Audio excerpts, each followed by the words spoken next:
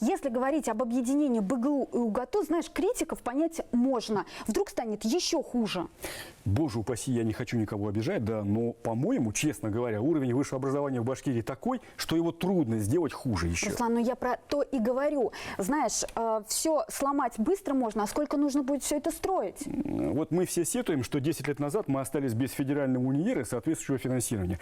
Вот если мы сейчас не возьмемся за это, то мы и через 20 лет будем жаловаться на то же самое. Руслан, ну значит вопрос главный стоит не в слиянии вузов, а в том, как получить эти федеральные деньги на развитие науки, чтобы вот совершить этот качественный рывок. Алсу, тема острая, тема горячая, вопросов на самом деле остается очень много. Давай сегодня в прямом эфире их обсудим. Давай.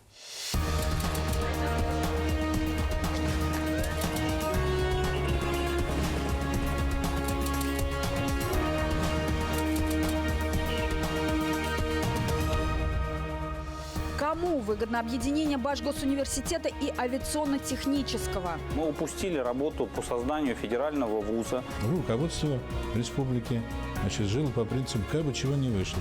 Почему мнения ученых разделились? Нельзя скрестить слепого и хромого и получить что-то хорошее. Аргументы за и против. Судьбоносное решение, на самом деле, принимается в этом году. Ищем истину в прямом эфире программы «Честно говоря» на БСТ.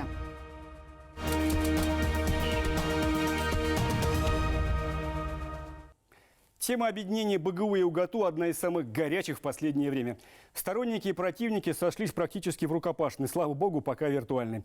Вузовские консерваторы сомневаются, боятся потерять научные достижения, студентов, репутацию и, конечно, суверенитет. Сторонники слияния убеждают, что это неизбежно для выживания и развития в условиях глобальной конкуренции. И все жертвы вернутся сторицей. Обе стороны сходятся в том, что у Высшей школы Башкирии есть серьезное отставание. Что нужно сделать, чтобы вузы республики входили в число лучших в стране, чтобы абитуриенты выбирали Уфу, а не Москву, Питер, Казань? Как создать здесь свои Сколково и Силиконовую долину? И при чем тут объединение вузов? Ищем ответы на эти и другие вопросы сегодня в прямом эфире программы «Честно говоря» вместе с Алсу Сликаевой и нашими гостями. Итак, их представлю. Мурат Бакеевич Гузаиров, профессор, ректор УГАТУ с 2003 по 2014 год. Рушана Ибраева, журналист, выпускник УГАТУ, преподаватель БГУ и, к тому же, мать будущих абитуриентов, надеюсь, уфимских вузов.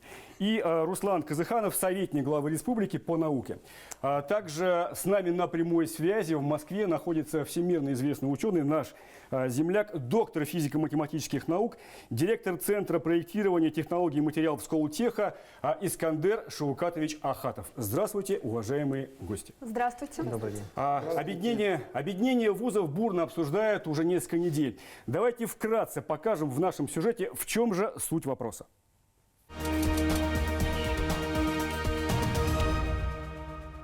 Вот уже 15 лет в России идет реформа высшего образования. В 2006 году появилось понятие «федеральный университет» как наивысший по статусу среди прочих. Чтобы его получить, например, в Казани и в Красноярске объединились по 5 вузов.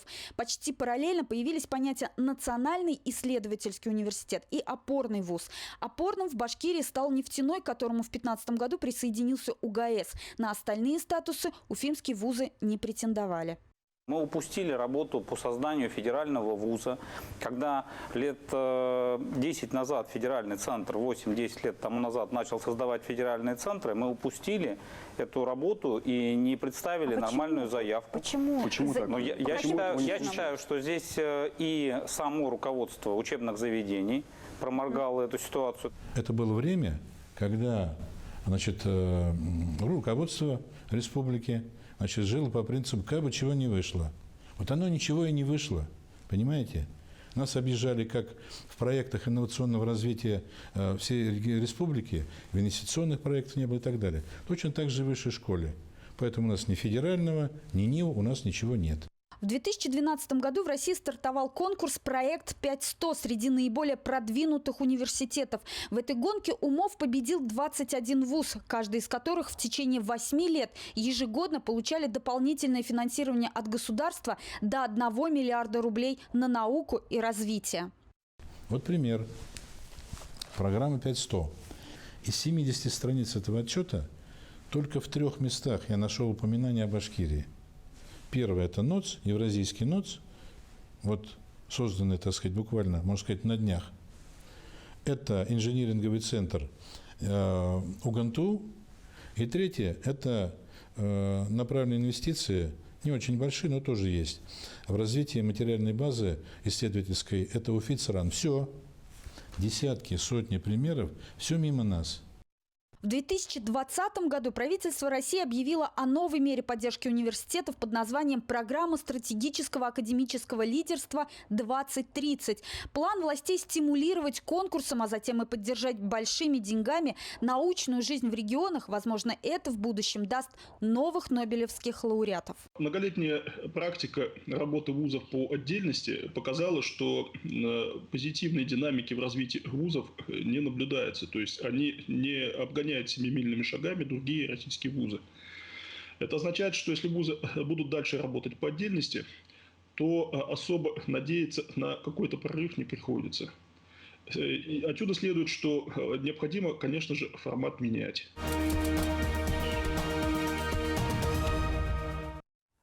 Ну, вот, собственно, предыстория вопроса. Да. Руслан, ну вот проект создания большого универа, новый проект, вызвал горячие споры.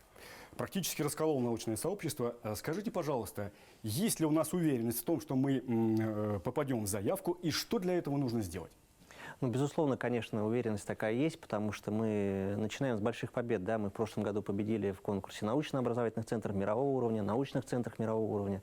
Взяли мегагрант впервые за последние 3 года. То есть, в принципе, и команда, самое главное, такая боевитая, и в руководстве республики. Это самая главная мотивация руководства региона. Мы интересуемся вузами не только в период выборов ректоров, но и в течение всех тех событий, которые там происходят в образовании, в науке, в молодежной политике и так далее. Поэтому, конечно, и большие инфраструктурные проекты, которые это дело сопровождают. То есть мы правильно понимаем, что это не просто какой-то прожект, да, а серьезное, ответственное, политически продуманное решение? Да, конечно, потому что глава республики взял на себя эту ответственность большую, в принципе, эту идею. Конечно, это означает, что все взвешено. Это, с одной стороны, мы понимаем, что поддержит руководство страны, президент России, потому что есть соответствующая резолюция, есть поддержка по линии администрации президента, то есть сам Фурсенко говорит, что мы не доглядели, не досмотрели республику, как и не накачивали ее ресурсами, и могли получить бы совершенно другой результат в образовании и науке. То есть определенное согласование, конечно, с Москвой, конечно, уже есть, да? Мурат Бакеевич, скажите, ну вы-то с молодыми согласны, что уверены, что получим мы этот мегагрант? Вы знаете, вот те примеры, которые приводили, когда говорили, что 5 вузов объединялись, речь шла о федеральных вузах. Сегодня программа федеральных вузов закрыта. Надеяться на федеральный вуз не приходится. Это типа национального исследовательского, вот это будет примерно. Там, кстати, вузы не объединялись для того, чтобы выиграть вот эти, в этих программах победить. Вообще вот к этой идее вы как относитесь? Как к какому-то окну возможностей? Вы знаете, вот ситуация действительно с образованием высшим в Башкирии очень тяжелая, очень сложная. Мы отстали, и отстали, если еще сейчас потеряем время, мы отстанем безнадежно. Мы уже никогда не догоним. И мы в этот поезд уже не сядем. Мы уже никогда не сядем в этот поезд. Но тогда зачем спорить, объединяться, не объединяться? Вы понимаете, давайте а здесь ситуация немножко другая. Вот очень хорошо сказал Юрий Яковлев в «Иронии судьбы» или «С легким паром». Вот разрушить что-то очень легко, а создать что-то новое – это очень тяжело. Вот создадим мы новый вуз, объединим. Это, я думаю, что это неплохо было бы. Но мы потеряем год-два на то, чтобы вот этот вуз, он будет притираться. Пока там все это произойдет. Но мы же так понимаем, мы правильно понимаем, что в принципе это такая долгая история, на долгую перспективу. Это перспектива. Результаты мы ожидаем реально, через 5, 6, возможно, 10 лет. А конкурс-то будет сейчас. Рушан, ну как преподаватель БГУ, как вы видите эту ситуацию? И как выпускник УГАТУ?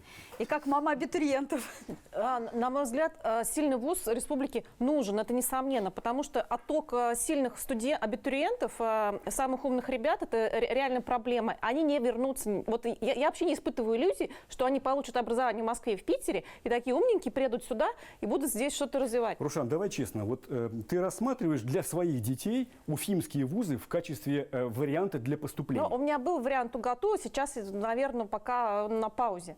Вот. Но я хочу продолжить. А сколько времени осталось до выпускного? 3 года.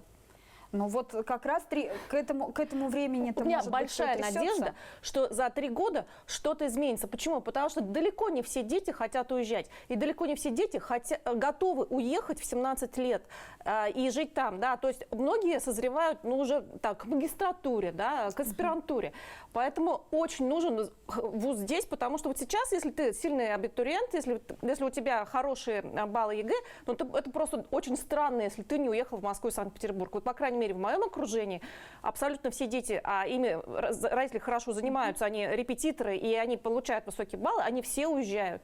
Это, конечно, я считаю, это большая проблема. Вот одна мысль, я прошу прощения, вот я хотел бы поддержать. Вот прозвучала мысль о том, что вот бакалавриат вот здесь надо оканчивать. Вот я все время, когда приходят ко мне родители, начинают советоваться, они еще ничего не понимают, что они хотят. Вот бакалаврскую подготовку, общую подготовку обязательно надо получать здесь при родителях дома. Вот из опыта своего я просто знаю, что каждый год вот из Питера только человек 15-20 возвращались. Они не могли, просто через год они возвращались. Они не могли учиться. Как смена климата, в общежитии жить. Это вот столько сразу проблем возникает. Вы знаете, вот есть такие уникальные вузы там, в Москве, как МВТУ или Бауманка. Вопросов нет. Если абитуриент настолько олимпиадник, да, талантливый, что едет туда поступать, с этим вопросов нет. Потому что у нас просто нет таких вузов. Но все остальные-то. Вот, Руслан, вот такая политическая подоплека вопроса. Да, 10 лет назад, мы все это хорошо помним историю, когда возник проект создания федеральных университетов, наши более расторопные соседи смогли это реализовать. Тогда, насколько я помню, эту идею проекта отдали на откуп руководителям вузов. И, к сожалению, они между собой договориться не смогли. Правильно мы понимаем, что сейчас власть республики решила взять этот процесс в свои руки, потому что иначе не получится, может не получиться. Ну, конечно, об ограничении академической свободы речи не идет. Безусловно, мы понимаем, да, боже упаси, здесь мы туда не заходим, но, конечно, мы понимаем, что без сопровождения в режиме постоянном со стороны руководства республики, ежедневных, ежемесячных, еженедельных контактов с министерством, потому что мы постоянно на связи с министром Валерием Николаевичем Фальковым, с департаментами профильными, невозможно такой проект сопровождать, потому что, понятно, вы правильно сказали, что это и политическое решение тоже, потому что мы берем на себя риски сохранения коллективов. Вы знаете, мне запомнилась цитата главы республики Радия Хабирова, когда он сказал: я понимаю, он сказал, что это непростое решение, что оно вызовет споры, но я готов взять на себя ответственность за это непростое решение. Конечно. Это действительно большая ответственность. Вы понимаете, вот когда был конкурс федеральных вузов, когда национально-исследовательский, мы между собой называли этот конкурс конкурсом губернаторов. Потому что на самом деле это шел конкурс между руководителями. Политического влияния, да? Конечно. Почему в Казани 3 вуза? Они что, сильнее наших было? А сейчас другая ситуация? Казанский федеральный создали, но 2 национальных исследовательских казанских, они были не сильнее наших. Вы знаете, мне запомнилась ваша фраза, что если мы и в этот раз не попадем, мы можем безнадежно опоздать на этот поезд. Вы знаете, мы записали мнения за и против некоторых ученых. Давайте их посмотрим, послушаем.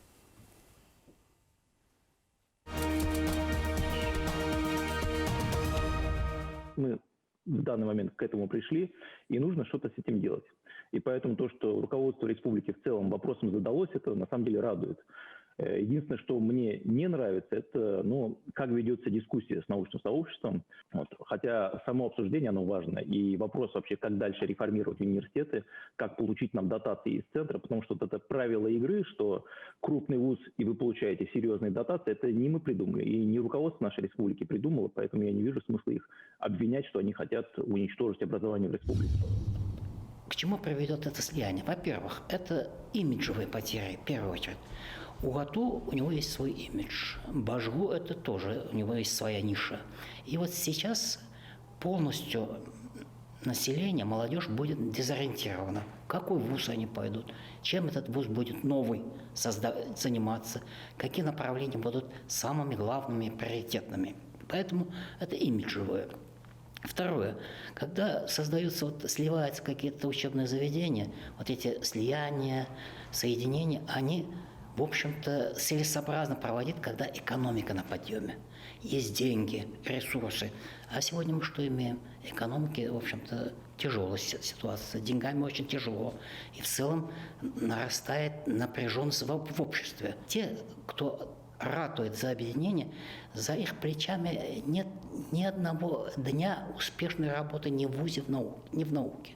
То есть люди, которые ни одного дня не поработали в системе образования, в системе науки, они за объединение. А люди, которые десятилетиями создавали эти университеты, они говорят, что давайте подумаем.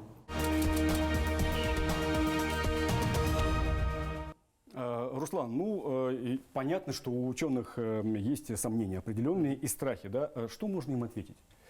Во-первых, конечно, уровень дискуссии мы стараемся поддерживать все-таки корректный, потому что это ученые и вообще работники университетов, это элита республики. Они имеют право на собственное мнение, конечно, безусловно. Да. Мы объясняем, встречаемся с учеными советами, руководство республики, обсуждаем эти инициативы и объясняем, откуда мы исходим, из какой точки зрения, потому что вокруг нас соседи, которые с большими университетами, с большими бюджетами. Руслан, ведь вопрос же возник не месяц назад. Вы в нашей программе говорили о том, что войдете в этот проект еще в августе, в июле. Прошлого года. Так почему за эти полгода эта дискуссия в итоге вылилась в то, что мы видим? Я думаю, что, во-первых, дискуссия действительно ведется уже с апреля месяца, как только Валерий Николаевич и министерство в целом объявили старт этой программы. Тогда она называлась ПСАЛ, сейчас приоритет 2030.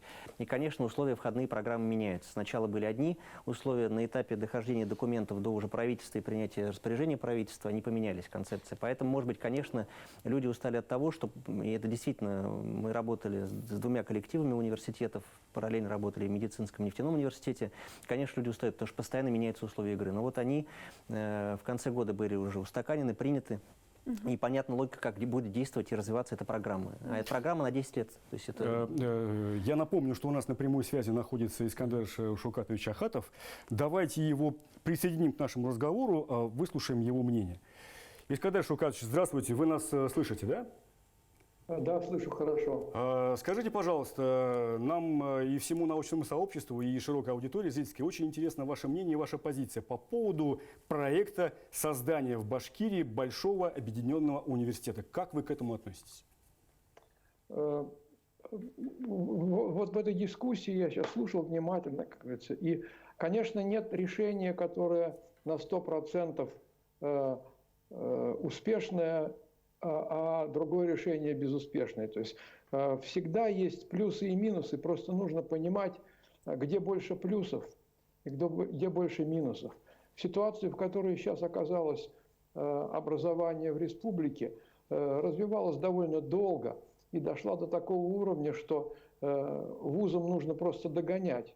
Причем эти догонялки совсем не обречены на успех, я вам скажу. Потому что другие университеты тоже не лаптем щи хлебают. Они получили уже первые вливания из федерального бюджета, они развелись, они двигаются семимильными шагами на этих вливаниях. И, конечно же, башкирским университетам нужно будет серьезно напрягаться при этом. Но сейчас созданы условия, когда руководство республики готово на это, чего не было до сих пор.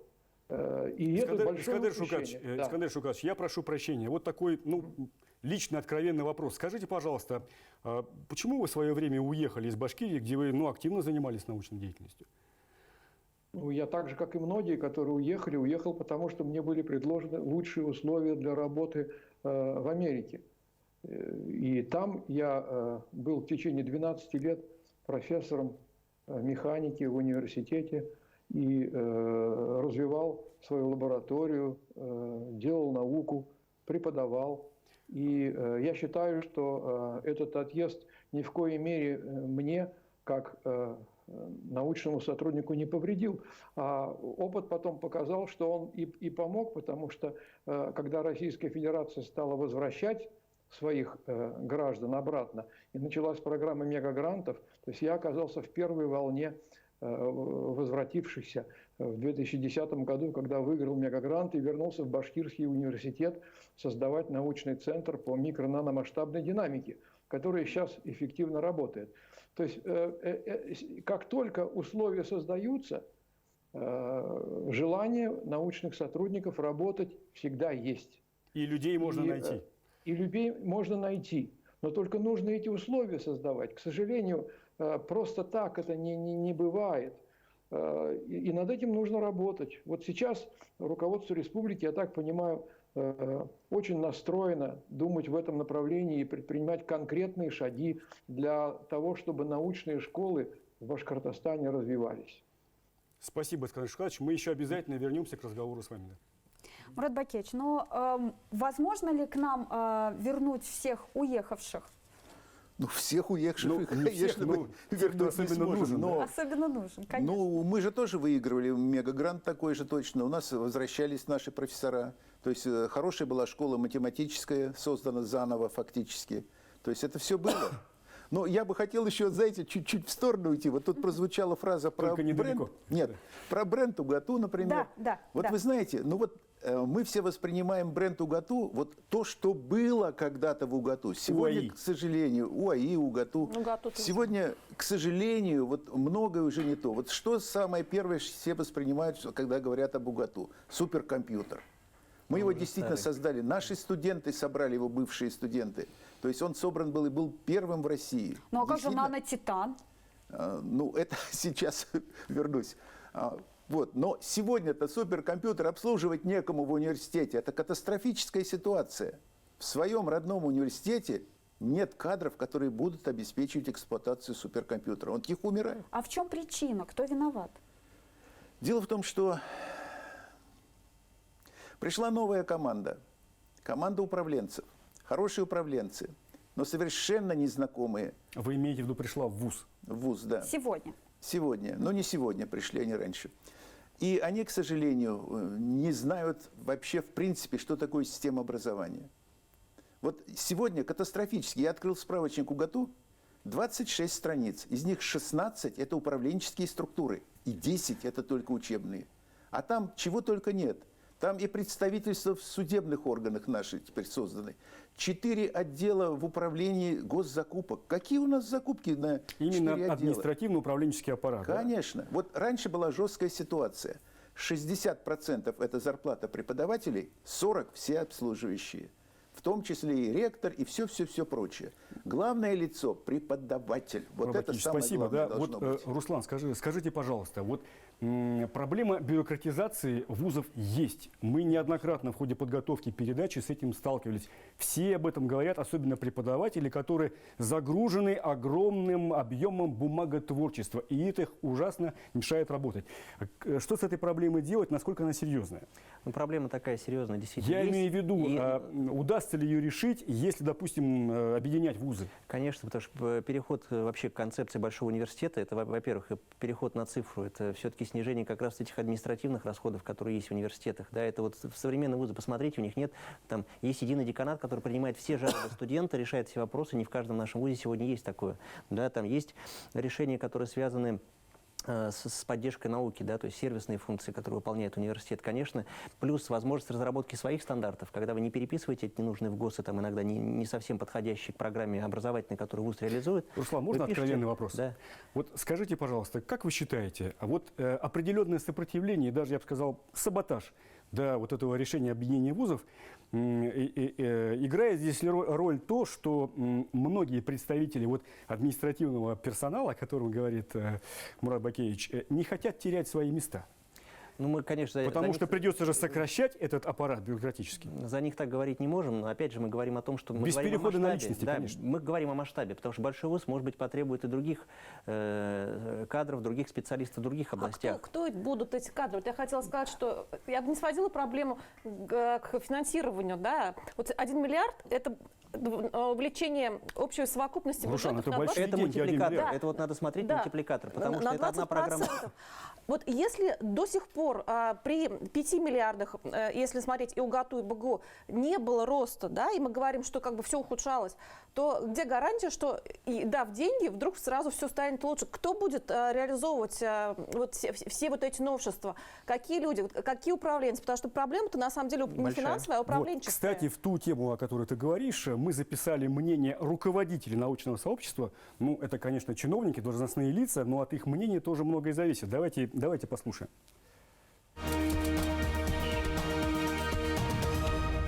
Кто-то считает, что вот реформа университетской системы, создание там мега-университетов там и так далее для Башкортостана это нереально, неприемлемо, потому что наша экономика еще до этого не доросла. Это глубоко ошибочная точка зрения, потому что ровно все наоборот. Когда все хорошо, когда экономика богата, развивающаяся, тогда все тихо. Тогда нет реформ, тогда идет, значит, так сказать, наращивание мускулов и идет стабильное развитие.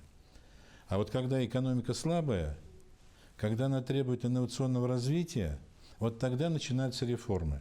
Синергия вот этой интеграции, мне кажется, будет определяться именно сохранением действующих научных школ и подпиткой их молодыми кадрами. Но сегодня вы же видите с аспирантуры, что происходит. 6 докторантов на всю республику Башкортостан – это же позорище. Мы никогда в науке не достигнем завтра новых результатов, если будем такими темпами двигаться в науке. Если аспирантов у нас стало в 5 раз меньше, чем это было 10 лет тому назад, мы никогда не сможем заявить о себе, как о ведущем научно-исследовательском центре России даже, а не говоря уж о мировом уровне. Приоритет 2030 – это то, как будет формироваться иерархия высшего образования и науки в России на ближайшие 10 лет. Поэтому судьбоносное решение, на самом деле, принимается в этом году. И очень хорошо, что на этом этапе республика наша очень активно в этих процессах участвует. И те цели, и те задачи, которые прописываются и обсуждаются сегодня, они амбициозные. Они немножечко пугают, но пугает в основном, конечно, тех людей, которые не погружены в систему науки и высшего образования. И когда будет выведена на экран картинка результата, когда будет выведены поэтапно шаги, которые к этой картинке должны привести, все это будет увязано с временем и с ресурсами, тогда все вопросы будут сняты.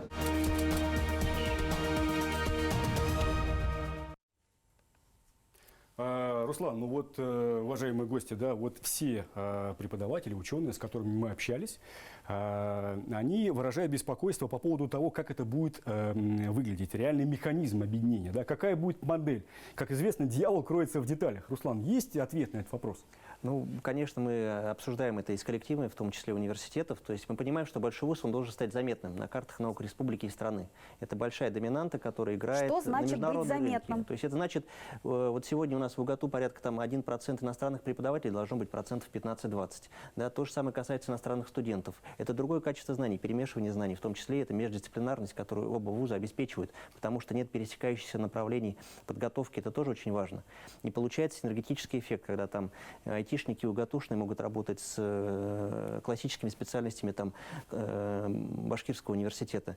Плюс, конечно, это другой масштаб исследований, потому что вот этот миллиард, это фактически он пойдет в том числе на исследования, на лаборатории, которые сегодня не дают того результата, который мы называем мирового уровня. Поэтому мы зовем таких вот экспертов, как Сколтех, чтобы они нам помогали хантить людей, в том числе и зарубежных исследователей, потому что у них система отлажена. Мы должны привлекать ведущих исследователей, чтобы наши ребята, понимая, что они могут получить такое же образование в нашем вузе, сопоставимое там, с масштабом вот, ведущих российских университетов. Руслан, реальный механизм объединения, слияния разработан уже, он известен, или он еще будет только решаться? Но механизм предложен, да, это слияние. Допустим, вот я часто слышу слово «консорциум». Консорциум – это все-таки не механизм объединения, это интеграция для реализации какого-то проекта. Вот мы хотим создать там атомную бомбу, вот мы создали консорциум нескольких организаций, у кого какие компетенции, кто там по железу, кто там по математике, кто там по расчетам. Вот они работают, сделали проект и завершился консорциум, все разошлись юридически самостоятельно. В этом случае создание большого университета, это значит все-таки единая структура управления, это единый университет, который должен… То есть это не какой-то законченный проект? Нет, конечно. Это все в развитии, да? Это в развитии, Мурат Бакеевич, вот как вот вы себе это видите? Ну, создавать консорциум, если уж действительно объединять вузы, это все бесполезно, потому что это будет, опять же, точно так же будут работать вузы независимо друг от друга, и никакого объединения фактически не будет. Какие-то там будут, конечно, контакты общие. Поэтому, если уж вузы действительно есть смысл объединять, то только вот именно объединением полным. полным объединением. Да. Соответственно, с оптимизацией, секвестированием каких-то дублирующих специальностей, факультетов возможно, да? Ну, а дело в том, что у нас не так уж и много дублирований. Вы знаете, иногда все-таки лучше хвост отрезать сразу, чем по кусочку. У нас экономисты, математики, информационщики немножко, и все. А больше нигде. Понятно, спасибо. В прямом эфире БСТ, программа «Честно говоря». Сегодня мы обсуждаем тему объединения башкирских вузов, а также что нужно сделать, чтобы высшая школа Башкирии соответствовала современным требованиям и вызовам. Научными исследованиями занимаются и в БГУ, и в УГАТУ. Наш корреспондент побывал в лабораториях обоих вузов.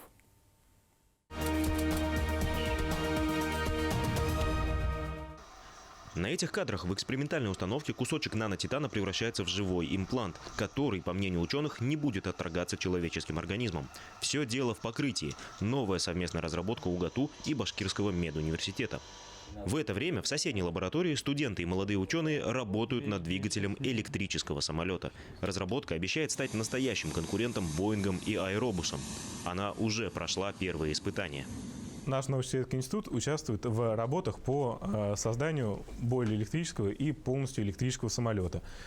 Вместе с нашими разработками надеемся уже в ближайшее время увидеть летающий электрический самолет. Мы сотрудничаем с реальными секторами экономики, с ведущими предприятиями России, которые занимаются разработкой электротехнических комплексов и систем. В лабораториях Башкирского госуниверситета тоже бьются над задачами, которые могли бы улучшить жизнь людей. В Центре генетических исследований ищут в ДНК и РНК ключ к лечению онкологических заболеваний. В контексте медицинской генетики мы в основном занимаемся изучением онкологических заболеваний. Они призваны помочь в дальнейшем врачам, поскольку мы все стремимся к переходу к персонализированной медицине. Когда будут исследовать заболевания совместно с геномом каждого человека и, собственно говоря, подбирать лечение. Ученые обоих вузов сегодня активно обсуждают возможное слияние университетов, свои страхи и надежды, связанные с этим. Как в любой научной дискуссии, есть аргументы «за» и «против». Это ужасная идея. Я много раз говорил, нельзя скрестить слепого и хромого и получить что-то хорошее. Судя по нашему, допустим, университету и по нам самим, мы сейчас находимся на точке развития. И это объединение откинет нас года на 3 назад. Пока мы будем ковыряться, чтобы пойти опять на эту точку развития, куда мы шли, пройдет столько времени, даже эти 3 года. Наш рынок, он не такой, он не стоит на месте. Через 3 года нас там просто будут не знать. Есть очень успешные примеры объединения. Вот если следовать им, это, так сказать, и при этом Москва, потому что мы федерально поддерживает это, то есть через финансирование, то мы не только улучшим ситуацию, мы можем просто одними из лидеров стать в России. Мы многого не знаем, допустим, что делается в УГАТУ. Мы знаем только то, что мы слышим на конференциях, на каких-то семинарах и так далее. И, конечно же, если про наш центр узнают много ученых, скорее всего, окажется, что у нас есть очень много общих точек для соприкосновения, очень много проблем, над которыми мы можем работать совместно.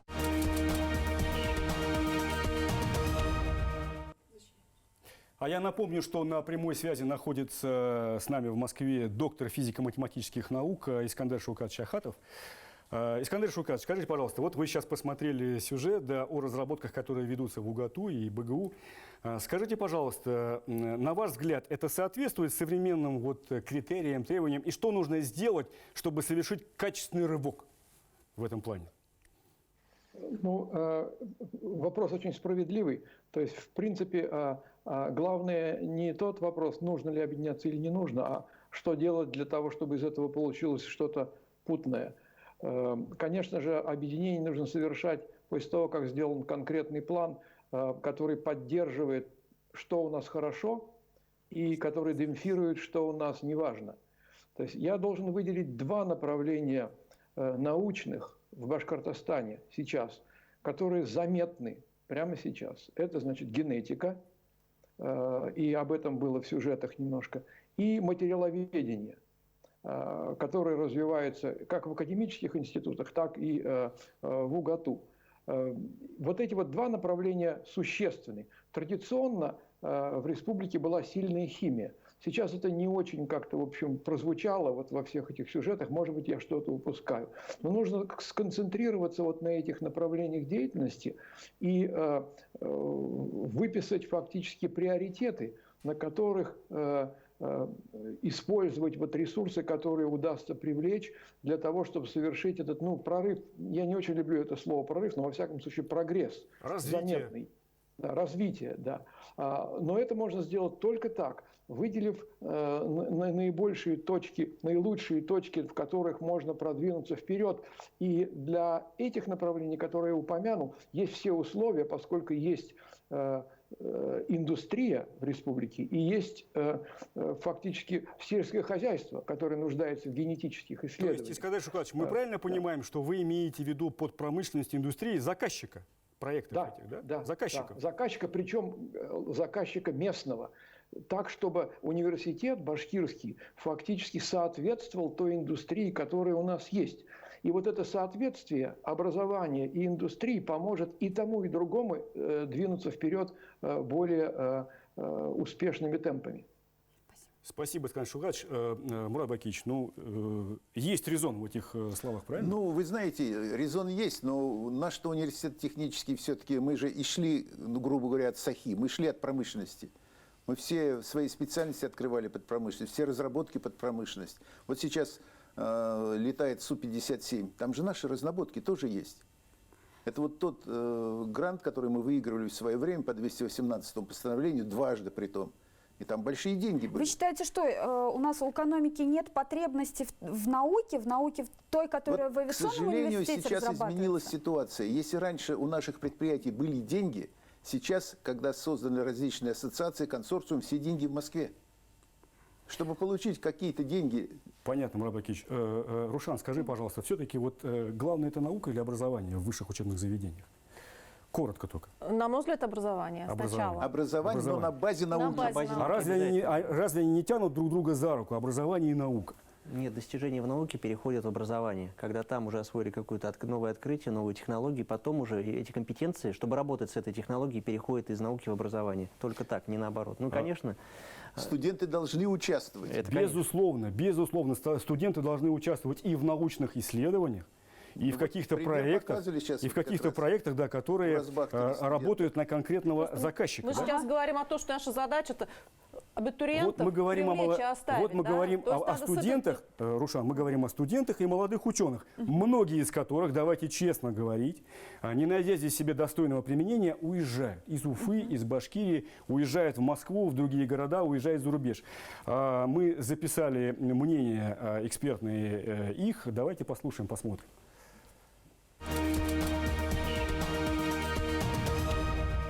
Я, когда уходил из университета, основная причина моя была, просто не было достаточных, на мой взгляд, для меня условий, чтобы развиваться как ученому. И я просто переживал, что я теряю время. Все исследования, которые я вел как геолог, мы отбираем пробы, отправляем их в Томск, и там нам делают анализы. То есть у нас на кафедре никакого оборудования не было.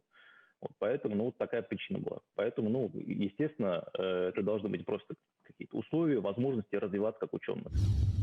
Увеличивая количество научных тематик и количество тематик для исследования, можно временно привлекать каких-то ученых, крупных ученых из не только других регионов России, но и из-за рубежа, в том числе, если это необходимо.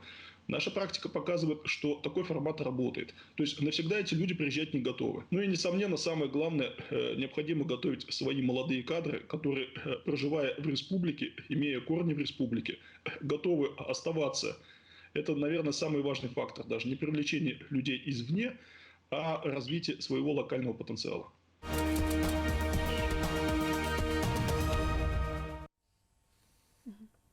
Руслан, еще вопрос про филиалы хотелось бы затронуть. При слиянии вузов потеряем или не потеряем эти филиалы? Безусловно, мы выступаем за сохранение филиалов, потому что они являются точкой роста этих территорий. У нас есть в Нефтекамске, в Кумертау, в Ишимбае, в Стерлитамаке, в Сибае филиалы двух университетов. Безусловно, они должны сохраниться, потому что эти малые города, территории без них просто вымрут. Мы это тоже понимаем, это точка притяжения молодежи, она там может остаться, учиться. Наоборот, мы поддерживаем именно... Руслан, еще вопрос. Все-таки в участии в этом конкурсе, на этот мегагрант, каждый по отдельности вуз, он может участвовать, он может победить, или все-таки обязательно им нужно... Ну, смотрите, простой математический расклад, да, вот 100 мест в этом конкурсе на базовый грант, из них 21 вуз – это участники там, программы 5-100, 30 опорных университетов, и только 40 университетов из этой сотни получат существенное финансирование, которое позволит развивать университеты. Есть реальный шанс. Сегодня в сотню входят по российским рейтингам 2 вуза, нефтяной и медицинский. 2 вот оставшиеся вуза пока по рейтингам российским РАЭКСа, там, Форбса не входят в первую в сотню. сотню российских вузов из всех башкирских вузов только да, только нефтяной 2, вот и по медицинский. 2020 году, да.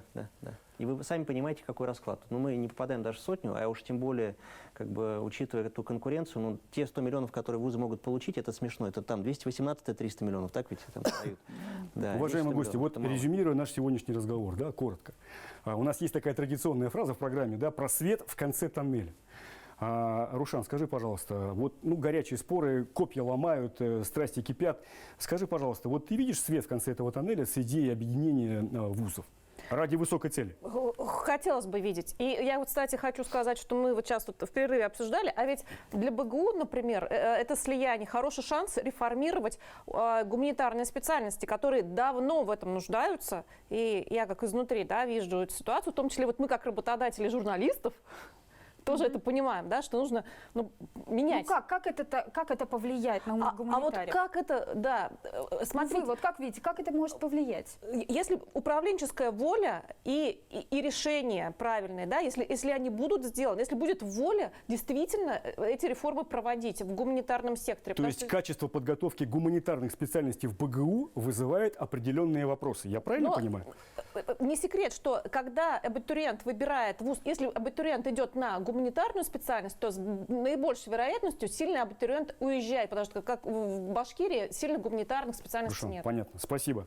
Руслан. Ну, я не ректор, конечно, классического университета, но скажу, что в поддержку действительно проблемы гуманитарии эту проблему мы сейчас не про проблему подготовки гуманитарных кадров, мы в целом про свет в конце тоннеля, вот в этом проекте объединения. Ну, конечно, сколько времени все это займет?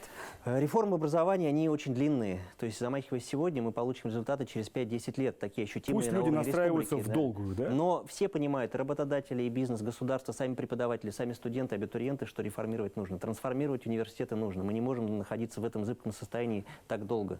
И, безусловно, если мы идем с конструктивом в эту историю, да, с позитивом, строим свои общие планы, дорожные карты, смотрим, какие узкие проблемы решаем. К этому нужно идти, этим нужно заниматься, безусловно. Будет успех. Мурат Бакиевич, пожалуйста. Ваше пожелание. Вот абсолютно согласен, что к этому надо идти, потому что ситуация действительно очень сложная с высшим образованием в Башкирии.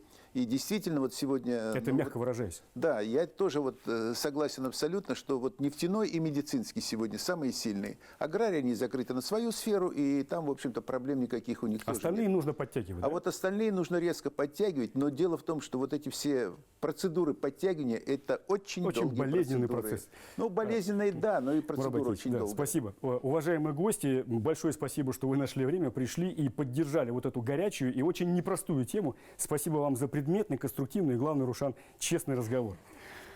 Честно говоря, всегда кто-то ищет причину, а кто-то возможность. 10 лет назад лебедь, рак и щука, амбиций и страхов так и не смогли сдвинуть с теплого обжитого места телегу нашего высшего образования и науки. Пока они спорят, вуз и ныне там. И вот открывается новое окно возможностей для развития. Неужели мы опять ее упустим? До свидания, берегите себя и своих близких, смотрите, честно говоря, на канале БСТ и во всех соцсетях страны.